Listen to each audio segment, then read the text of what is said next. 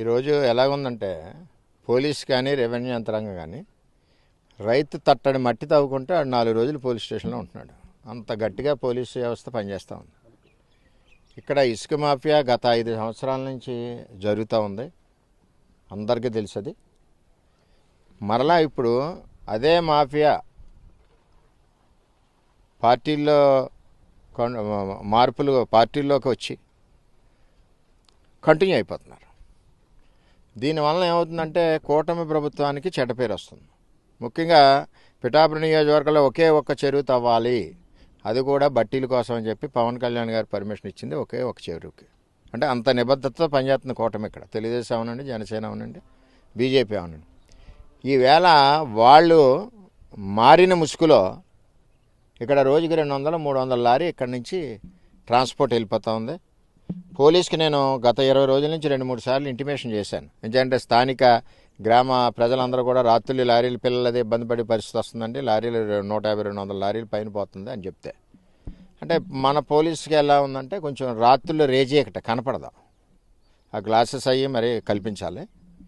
చేదంటే కనపడలేదంటే వాళ్ళకి కావాల్సింది వస్తున్నట్లు లెక్క పోలీస్ వ్యవస్థ. పవన్ కళ్యాణ్ గారు కూడా చెప్పారు వ్యవస్థ మారాలి, పోలీస్ వ్యవస్థ అని ఆయన కూడా చెప్పారు. చెప్పాక కూడా వీళ్ళకి అసలు భయం భక్తిగా రెండు కూడా లేవు. ఏదేమైనా అక్రమ ఇసుక మాఫియాని అరికట్టవలసిన బాధ్యత ఉంది. జాయింట్ కలెక్టర్ గారికి నైట్ ఫోన్ చేసి చెప్పాను నేను, ఇక్కడ ప్రజల పిలుపు మేరకు. ఇది ఇక్కడే మల్లివారి తోట ఇక్కడ మల్లివారి తోట, మళ్ళీ రవణకపేటలో కొత్తది నిన్న శంకుస్థాపన చేశారు. సాయంత్రం నిన్న అన్ని గీరిశేషాలతోటి రాత్రి బాగా శంకుస్థాపన అయింది. అక్కడ ఇంకొక స్పాట్ పెట్టి ఇంకో ర్యాంప్ పెట్టారు అన్నమాట. ఈ ఇసుకను తీసుకెళ్ళి ఒరిజినల్ ఇసుకలో కలిపేసి ఒరిజినల్ ఇసుక రేటుకి దీన్ని బిల్డింగ్లు పెడతారు. అందుకనే కాకినాడలో 2-3 అపార్ట్మెంట్లు కూడా పడిపోయినాయి. ఏ విధమైన ఈ మాఫియాని అరికట్టవలసిన బాధ్యత పోలీస్ యంత్రాంగం ఉంది. చట్టం ఉంది, రాత్రులు తవ్వకూడదని ఒక చట్టం ఉంది. రెవెన్యూ యంత్రాంగాన్ని ఇద్దరిది కూడా. నిన్న రెవెన్యూ యంత్రాంగం స్పందించారు. ఎవరు అక్కర్లేదు, పోలీస్ స్టేషన్ నుంచే మేము వచ్చేస్తున్నాను రా బాబు సర్దుకోండి అంటే సర్దుకున్నాను. నిన్న 20 లారీలు ఉన్నాయి. ఒక స్టేషన్కి ఇలా కౌరు చెప్పారు రెవెన్యూ వాళ్ళు.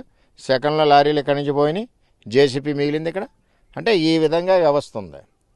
ఎందుకు చేయలేకపోతున్నారు? అసమర్థులు ఉంటే ఇక్కడి నుంచి ట్రాన్స్ఫర్ చేసి కొత్త వాళ్ళు వేయండి. చెప్పినా కూడా దొంగతనం జరుగుతుందని చెప్పినా కూడా వినకపోతే ఎలాగా?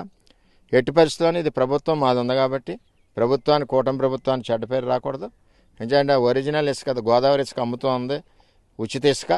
ఇప్పుడు ఆ ఇసుకలు వీళ్ళు మిక్స్ చేసి ప్రభుత్వానికి చెడ్డ పేరు వచ్చే విధంగా పనిచేస్తున్నారు. వైసీపీ నుంచి వచ్చి ఏ ముసుగేసుకున్నా ఆడు వైసీపీ పార్టీకి అడ్వాంటేజ్ జరిగే పనులు చేస్తాడు. ఆ పార్టీకి మంచి పేరు వచ్చే పని ఇది. కూటమి ప్రభుత్వానికి చెడ్డ పేరు వచ్చే పని ఈ అక్రమ తవ్వకం. ఈ అక్రమ తవ్వకం కూటమికి చెడు, వైసీపీకి మంచి పేరు. ఆ విధంగా వాళ్ళ యొక్క వ్యాపారాలు చేసుకోవడం గురించి ముసుగు తగిలించుకున్నారు. అలాగే కొడవల్లో కూడా మొదలైంది. వైసీపీ టైంలో, గవర్నమెంట్ టైంలో తెలుగుదేశం, జనసేన, బీజేపీ 3 నెలల ధర్నాలు చేశారు. అక్కడ టెంట్లు వేసుకుని చేసాం. ఇప్పుడు వాళ్ళు మళ్ళీ స్టార్ట్ చేసేస్తున్నారు. ఎలాగ స్టార్ట్ చేసేస్తున్నారో మాకు అర్థం అవ్వట్లేదు. ఎవరిని ఎక్కడ కలిసి స్టార్ట్ చేసేస్తున్నారో అర్థం అవ్వట్లేదు. వాళ్ళకి ధైర్యం ఏంటో అర్థం అవ్వట్లేదు. సేమ్ పర్సన్స్, సినిమా మార్పు అంతే. ఎందుకంటే అప్పుడున్న జనమే ఇప్పుడు మళ్ళీ ముసుగేసుకుని మళ్ళీ ఈ కార్యక్రమాలన్నీ మొదలు పెడుతున్నారు. కాబట్టి ఎట్టి పరిస్థితులను అరికట్టాలి. అరికట్టిన పరిస్థితిలో వాళ్ళ డిపార్ట్మెంట్కి నేను హెచ్చరిస్తా ఉన్నా. ఇందులో తెలుగుదేశం పార్టీ పేరు కానీ, మా పేరు కానీ చాలామంది బయట మాట్లాడుతున్నారు. ఎక్కడ చెప్పినా సరే తీసుకెళ్ళి బొక్కలేసి తోలు తీసేయండి. ఇటువంటి అక్రమ కార్యక్రమాల్లో తెలుగుదేశం పార్టీ ఎక్కడ ఉండదు. ఈ కూటమికి వచ్చి చెడ్డ పేరు వచ్చి పనుల్ని మీరు కంటిన్యూ చేస్తున్నారంటే పోలీస్ వ్యవస్థ ఒకసారి దృష్టి పెట్టుకోండి. ఇంకా మీరు ఇలా చేయని పరిస్థితిలో స్టేషన్ల దగ్గరికి వచ్చి నిలదీసే పరిస్థితి వస్తుంది. అది కూడా తొందరలో చెప్తున్నాం. ఇది కూడా పైన అధికారుల దృష్టిలో పెడతాం. ప్రభుత్వం మాదే ఉంది కాబట్టి ఎట్టి పరిస్థితుల్లో చర్యలు తీసుకుని దీన్ని అరికడతామని కూడా తెలియజేస్తున్నాం.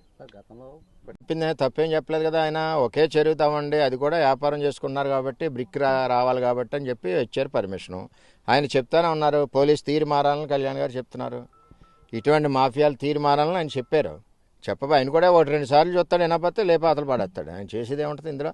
కూటమికి చెడ్డ పేరు వచ్చి పని ఎవరో కూడా ఒప్పుకోరు.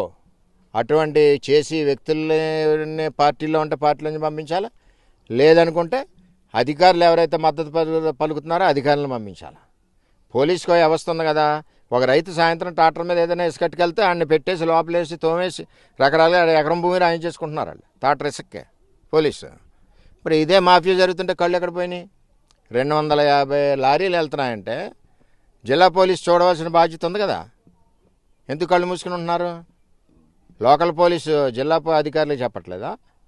లేకపోతే లోకల్ పోలీసు ఇందులో ఇన్వాల్వ్మెంట్ అయి ఉందా? ఈ అరికట్టలేదంటే కారణం నైట్ టైం ఇంత అలా జరుగుతుందంటే భాగస్వామ్యం ఉన్నట్టే మేము అనుమానిస్తాం. అందులో తేడా లేదు. దీని మీద కూడా సార్ కళ్యాణ్ గారు కూడా చెప్పారు 2-3 సార్లు పోలీస్ వ్యవస్థ బాగోలేదు, సరి చేయండి అని. నేను మొన్న ఎక్కడ మూలపేటలో గంజాయి సిగరెట్లు దొరికినాయి. ఏమో ఎక్కడ మూలపేట ఎక్కడ టీవీకి వచ్చింది మూలపేటనా గంజాయి సిగరెట్లు, గంజాయి అరకెట్లు, పోనీ గంజాయి అరకెట్ల గంజాయి లారీల మీద పోదు కదా, స్కూల్ దగ్గర గంజాయిలు. ఇవన్నీ కూడా చాలా సీరియస్గా కళ్యాణ్ గారు హెచ్చరించున్నారు.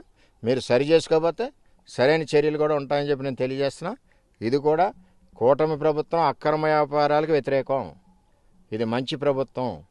ఈ ప్రభుత్వానికి చెడ్డ పేరు వచ్చి పనులు ఎవరు చేసినా క్షమించేది లేదు. అది అధికారులు అవ్వచ్చు, మా నాయకులు అవ్వచ్చు, ఇంకో నాయకులు అవ్వచ్చు.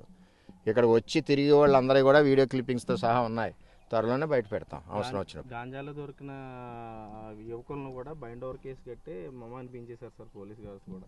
దాని మీద పూర్తి చర్య. పోలీస్ వ్యవస్థను నేను అనక్కర్లేదండి, పవన్ కళ్యాణ్ గారే చెప్పారు. వాళ్ళకి సిగ్గుండాలా? ఇంక నాకు అంతకంటే ఏం చెప్తాం. ఇప్పుడు చూస్తాడు ఆయన, ఇంకో 2-3 విషయాలు చూస్తాడు, 4వ విషయం ప్రచారం చేసేస్తారు. ముసుగు చెప్తున్నాం కదా, ముసుగులో వైసీపీ నాయకులు ఒక ముసుగు వేసుకున్నారు. ఈ మధ్యన ముసుగులు వేసుకున్నారు. ఆ ముసుగులో చెడ్డ పేరు కూటమి ప్రభుత్వాన్ని తెస్తున్నారు. ఎట్టి పరిస్థితుల్లో ఇప్పుడు ప్రజల దృష్టికి వచ్చింది కాబట్టి, పార్టీల దృష్టికి కూటమి దృష్టికి వచ్చింది కాబట్టి చర్యలు కంపల్సరీగా ఉంటాయి. అందులో తేడా లేదు. ఈరోజు ఎలాగుందంటే పోలీస్ కానీ రెవెన్యూ యంత్రాంగం కానీ రైతు తట్టడి మట్టి తవ్వుకుంటే 4 రోజులు పోలీస్ స్టేషన్లో ఉంటున్నాడు.